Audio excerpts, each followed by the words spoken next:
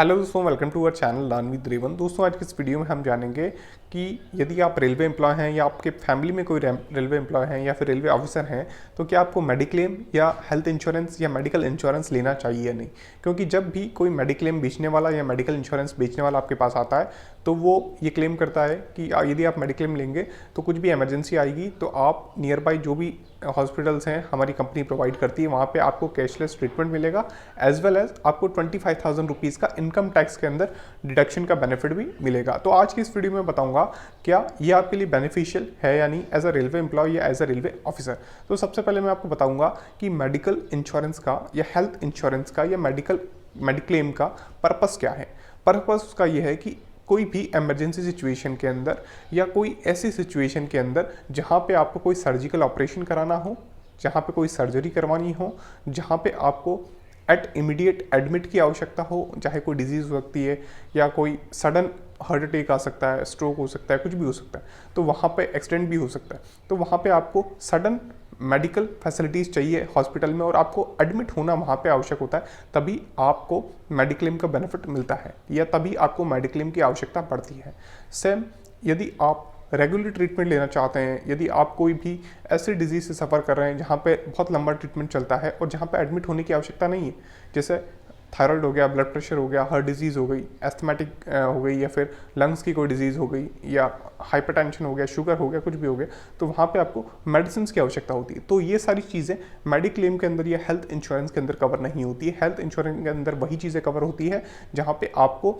Medical hospital या फिर कहीं भी एडमिट होना कंपलसरी हो, यानी जब भी आप एडमिट होंगे तभी आप उस सर्विसेज का फ्री ऑफ कॉस्ट जो बेनिफिट है वो अवेल कर पाएंगे, अदरवाइज आप कोई भी बेनिफिट अवेल नहीं कर सकते। अब यदि आप रेलवे एम्प्लॉय या रेलवे ऑफिसर हैं तो आपको मेडिकल इंश्योरेंस लेने की कोई भी आवश्यकता नहीं है। उसका रीज़न मैं बताता हूँ। यदि आप कोई भी डिजीज से सफ़र कर रहे हैं तो आप रेलवे की हेल्थ यूनिट से या फिर रेलवे की डिस्पेंसरी से जो भी मेडिसिन या ट्रीटमेंट आप कंटिन्यू कर सकते हैं। हो सकता है कि वो मेडिसिन आपको दूसरी देते होंगे,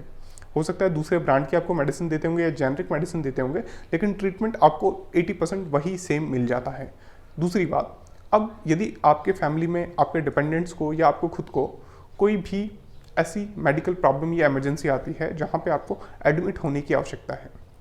तो इससे पहले मैं सभी एम्प्लॉयज़ को और ऑफिसर्स को ये कहना चाहूँगा कि आप रेलवे की वेबसाइट पे जाइए, जिसका लिंक मैं नीचे डिस्क्रिप्शन बॉक्स में दे दूँगा। वहाँ पे जाके आप अपना जोन डालिए, डिवीज़न डालिए, हेडक्वार्टर डालिए और आपके आसपास की सिटीज़ की जितनी भी रेलवे एम्पैनल्ड हॉस्पिटल्स है वो आप एक बार चेक कर लीजिए और अपनी डायरी में या कॉपी में नोट करके लिख लीजिए। वहाँ पे कॉन्टैक्ट नंबर भी प्रोवाइड किए जाते हैं कि इस हॉस्पिटल में आपको किस व्यक्ति से कॉन्टैक्ट करना है। तो आपको चाहे ज़रूरत हो या नहीं हो, लेकिन आप ये एम्पैनल्ड जो भी हॉस्पिटल्स हैं उनके जो नाम हैं या नंबर हैं वो सब नोट डाउन कर लें आपके शहर के आसपास के।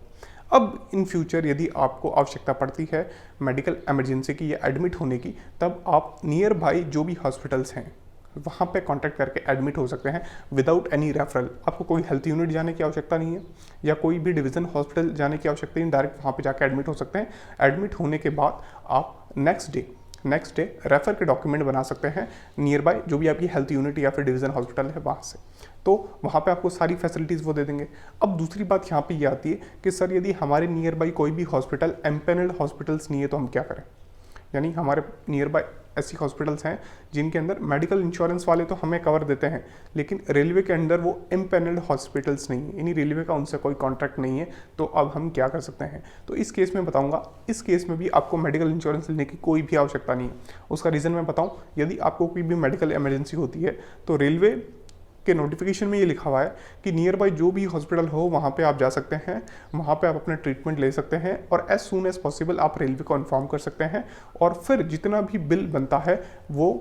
सब्सिक्वेंट तो आपको पे करना पड़ेगा, पहले आपको पे करना पड़ेगा, लेकिन उसके रिम्बर्समेंट के लिए आप डीआरएम या एडीआरएम जो भी कॉम्पिटेंट अथॉरिटी है या ऑफिसर है वहाँ पे अप्लाई कर सकते हैं और आप अपना रिम्बर्समेंट क्लेम कर सकते हैं। मेडिकल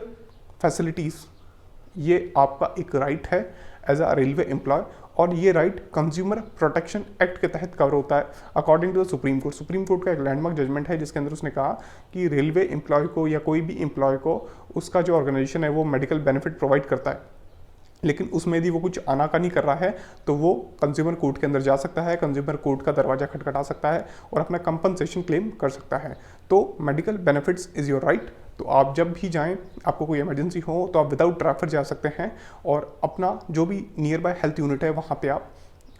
इन्फॉर्म कर सकते हैं और रेफरल बनवा सकते हैं। तो दोस्तों, आपको मेरा वीडियो अच्छा लगा तो प्लीज़ वीडियो को लाइक कीजिएगा, चैनल को सब्सक्राइब कीजिएगा, वीडियो को शेयर करना ना भूलें। Thank you.